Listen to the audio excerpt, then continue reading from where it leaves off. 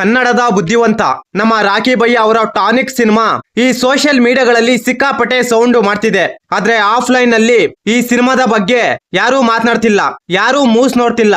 ಏಕೆ ಅಂತ ನಮ್ಮ ಟ್ರೇಡ್ ಪಂಡಿತರು ಪ್ರಶ್ನೆ ಮಾಡ್ತಿದ್ದಾರೆ. ನಮ್ಮ ರಾಖಿ ಭಯ್ಯ ಅವರಿಗೆ ಕರ್ನಾಟಕದಲ್ಲಿ 4 ಜನ ಫ್ಯಾನ್ಸ್ ಇಲ್ಲದೆ ಇರಬಹುದು, ಆದ್ರೆ ಅವರ ಹತ್ತಿರ ಒಂದು PR ಟೀಮ್ ಇದೆ. ನಮ್ಮ ರಾಖಿ ಭಯ್ಯ ಅವರ PR ಟೀಮ್ ಯಾವ ರೀತಿ ಕೆಲಸ ಮಾಡುತ್ತೆ ಅಂದ್ರೆ ಇಂಟರ್ನ್ಯಾಷನಲ್ ನ್ಯೂಸ್ ಮೀಡಿಯಾಗಳಿಗೆ ನ್ಯೂಸ್ ಕೊಡೋದು, ಅಂದ್ರೆ ಟಾನಿಕ್ ಸಿನಿಮಾನ ಪ್ರಮೋಟ್ ಮಾಡಿಸೋದು. ನಮ್ಮ ರಾಖಿ ಭಯ್ಯ ಅವರ PR ಟೀಮ್ ಯಾವ ರೀತಿ ಕೆಲಸ ಮಾಡುತ್ತೆ ಅಂದ್ರೆ, ಫಾರ್ ಎಕ್ಸಾಂಪಲ್ ಸುಮಾರು 2 ದಿನಗಳಿಂದ ಈ ಸೋಷಿಯಲ್ ಮೀಡಿಯಾಗಳಲ್ಲಿ ಈ ಟಾನಿಕ್ ಸಿನಿಮಾದೇ ಟಾನಿಕ್ ಸಿನಿಮಾ ಈಗಾಗಲೇ ಪ್ರೀ ರಿಲೀಸ್ ಬಿಸ್ನೆಸ್ 1000 ಕೋಟಿ ಮಾಡಿದೆ.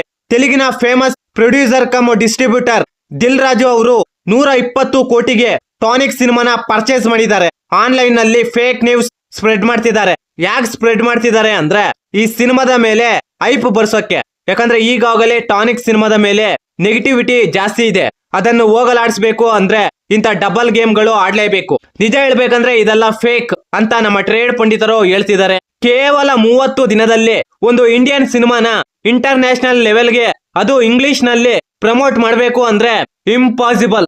ಮಾರ್ಕೆಟಿಂಗ್ ಮಾಡೋದು ಇನ್ನೂ ಕಷ್ಟ ಇದೆ. ಯಾಕಂದ್ರೆ ಯುರೋಪ್ ಕಂಟ್ರಿಗಳಲ್ಲಿ, ಇತರೆ ದೇಶಗಳಲ್ಲಿ ಅನೇಕರು ಭಾರತೀಯರು ಇದ್ದಾರೆ. ಒಂದು ವೇಳೆ ನಮ್ಮ ಸಿನಿಮಾ ರಿಲೀಸ್ ಆಗಿದೆ ಅಂತ ಅವರೆಲ್ಲ ಬಂದು ಈ ಟಾನಿಕ್ ಸಿನಿಮಾನ ನೋಡಬಹುದು. ಆದ್ರೆ ಅಲ್ಲಿನ ಜನ ಅಂದ್ರೆ ವಿದೇಶಿಯರು ಯಾರೂ ಕೂಡ ಥಿಯೇಟರ್ ಗಳಿಗೆ ಬಂದು ಇಂಡಿಯನ್ ಸಿನಿಮಾಗಳನ್ನು ನೋಡಲ್ಲ. ನಮ್ಮ ರಾಖಿ ಭಯ್ಯ ಒಂಥರ ಆಧುನಿಕ ಮೊಹಮ್ಮದ್ ಬಿನ್ ತುಗ್ಲಕ್ ಇದ್ದಂಗೆ. ಈ ಮಾಹಿತಿ ನಿಮಗೆ ಇಷ್ಟವಾಗಿದ್ದರೆ ಶಿವರಾಜ್ ಇನ್ಫೋ ಯೂಟ್ಯೂಬ್ ಚಾನಲ್ಗೆ ಸಬ್ಸ್ಕ್ರೈಬ್ ಮಾಡಿ, ಸಪೋರ್ಟ್ ಮಾಡಿ. Thank you for watching. ಧನ್ಯವಾದಗಳು.